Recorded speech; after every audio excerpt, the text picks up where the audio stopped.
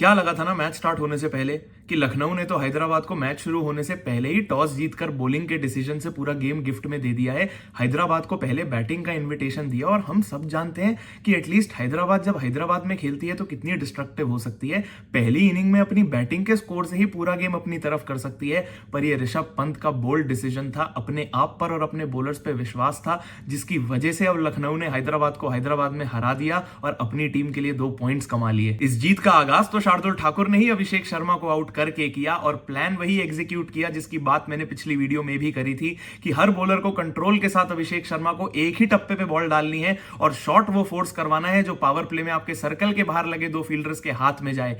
डाली शार्दुल ठाकुर ने छोटी बॉल, लगवाया पुल शॉट और बॉल गई आपके स्क्वायर लेग की बाउंड्री पे लगे फील्डर के हाथ में। अब जाने को वो छक्का भी जा सकता था, पर अभिषेक शर्मा के कैलिबर के बैटर के आगे आपको ये चांस लेना ही पड़ेगा। शार्दुल ठाकुर ने वो चांस लिया और काम आया वो लखनऊ के। और बाद में शार्दुल ठाकुर ने कितनी आसानी से कह दिया कि हैदराबाद के बैटर्स जब इतनी डिस्ट्रक्टिव बैटिंग करते हैं और एक फियरलेस इंटेंट के साथ खेलते हैं तो हम भी उसी तरीके से पूरा जोर लगा के उसी इंटेंट के साथ खेलेंगे और मुंह तोड़ जवाब देंगे। अभिषेक शर्मा को आउट करने के बाद अगली ही बॉल पे शार्दुल ठाकुर ने ईशान किशन को पहली बॉल पे आउट किया और भले ही वो बॉल इतनी अच्छी नहीं थी, मगर यही आपके लिए क्रिकेट है, फॉर्च्यून फेवर्स द ब्रेव। और अपनी दिलेर बॉलिंग का पूरा फल शार्दुल ठाकुर को अपने 4 ओवर में 34 रन देके 4 विकेट के साथ मिल भी गया। और ऐसी ही कुछ कमबैक स्टोरी है शार्दुल ठाकुर की भी। आईपीएल में अनसोल्ड चले गए, काउंटी क्रिकेट में अपना नाम देखे बैठे थे कि आईपीएल में तो मेरा नंबर आना नहीं है, मगर जाहिर खान ने शार्दुल ठाकुर को फोन करके बोला कि एक रिप्लेसमेंट का मौका शायद आपको मिल सकता है और खेलने का मौका भी शायद मिले, तो अपने आप को फिट जरूर रखना। और ऐसा ही कुछ हुआ। मोहसिन खान फिट हो नहीं पाए लखनऊ सुपर जायंट्स के लिए और शार्दुल ठाकुर को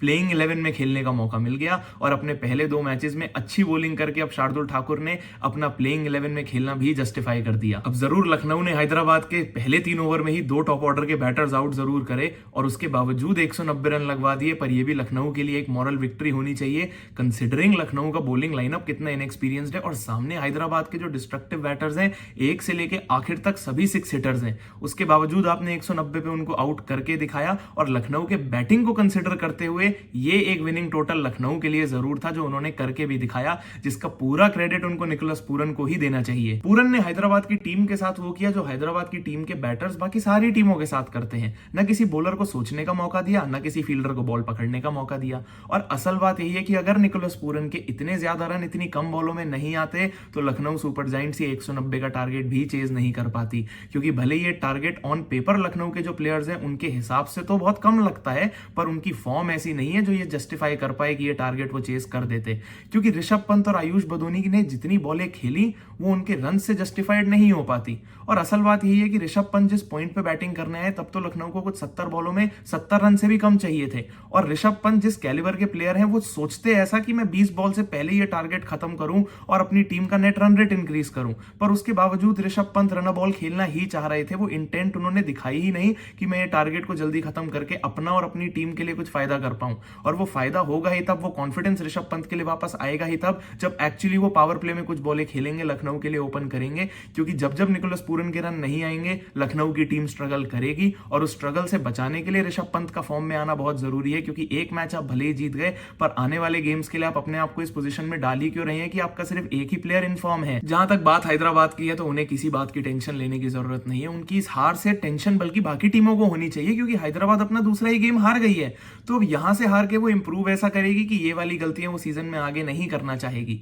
अभी भी उन्होंने 190 रन बनाए हैं, और वो भी कब बनाए हैं? जब ईशान किशन पहली बॉल पे आउट, अभिषेक शर्मा सिर्फ 6 बॉलों में आउट, ट्रेविस हेड ने 50 रन भी नहीं करे। और इस टीम की मेंटालिटी ऐसी है कि जिस ओवर में अभिषेक शर्मा और ईशान किशन कंसेक्यूटिव बॉल्स पे ही आउट हुए थे, उस ओवर में भी नीतीश रेड्डी और ट्रेविस हेड ने 2 बाउंड्री मार दी थी। उसके अगले ओवर में भी वो कोई प्रेशर में नहीं थे कि हमारे तो टॉप ऑर्डर के 2 बैटर्स आउट हो गए। उस ओवर में भी आवेश खान को 18 रन लगाए, 2 छक्के मारे, 1 चौका मारा। और ना जाने अब ये lower down the order 6 number पे अनिकेत वर्मा कौन बैटिंग करने आ रहे हैं, वो भी सिर्फ 23 साल की उम्र में आते ही अपनी दूसरी बॉल पे छक्का मार रहे हैं। 300 के स्ट्राइक रेट से बैटिंग करके 5 छक्के मार रहे हैं, और 2 छक्के उन्होंने ना कंसेक्यूटिवली रवि बिश्नोई को मारे थे, और वो तब मारे थे जब एक सेट नीतीश रेड्डी उसी ओवर में ऑलरेडी आउट हो चुके थे। और कोई जवाब ही नहीं है यार पैट कमिंस की कप्तानी का, क्योंकि ये सब कुछ जो बाकी खिलाड़ी कर रहे हैं वो एग्जाम्पल से ही सीख रहे हैं जो सेट पैट कमिंस कर रहे हैं। जो कप्तान खुद भी इतना नीचे बैटिंग करने आ रहे हैं, अपनी पहली 3 बॉलों में 3 छक्के मार रहे हैं, और आईपीएल की हिस्ट्री में ऐसे चौथे ही प्लेयर हैं जिन्होंने आते ही अपनी 3 बॉलों में 3 छक्के लगाए।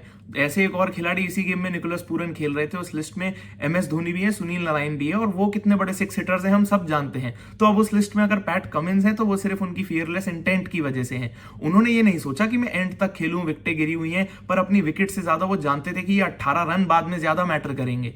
अगली इनिंग में भी जब हैदराबाद के लिए मैच लगभग खत्म हो चुका था, निकोलस पूरन ने वन साइडेड गेम हरा दिया था, तब भी लगे हुए हैं, पूरा दम लगा के 140 से भी ज्यादा की स्पीड पे बॉलिंग कर रहे हैं। जिस बॉल पे उन्होंने निकोलस पूरन को यॉक करके आउट किया वो 143 kmph की थी। उसके बाद मिचेल मार्श जो कि सेट थे और बड़ा शॉट खेलने सोच भी नहीं रहे थे, उनको डिसीव करके लॉन्ग ऑन पे कैच करवाया।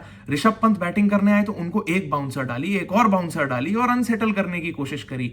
ये जो किसी भी सिचुएशन से बस मैच जीतने की अर्ज है, जो फियरलेस मेंटालिटी पैट कमिंस में है, वो ये पूरी हैदराबाद टीम में रिफ्लेक्ट होती भी दिखाई दे रही है।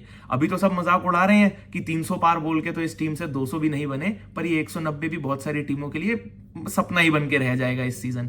मगर हैदराबाद जिस मेंटालिटी से खेल रही है, यहां से इंप्रूव करके वो 300 पार भी कर सकती है, और ये 250 रन तो वो जो पिछले साल से ब्रीच करती आ रही है इस सीजन और भी काफी बार करके दिखाएगी ही। वीडियो पसंद आई हो तो लाइक जरूर करना और कमेंट करके ये जरूर बताना कि ये गेम तो भले ही लखनऊ ने हैदराबाद को हरा दिया, पर जब सीजन खत्म होगा तो हैदराबाद ज्यादा ऊपर फिनिश करेगी टेबल पे या फिर लखनऊ।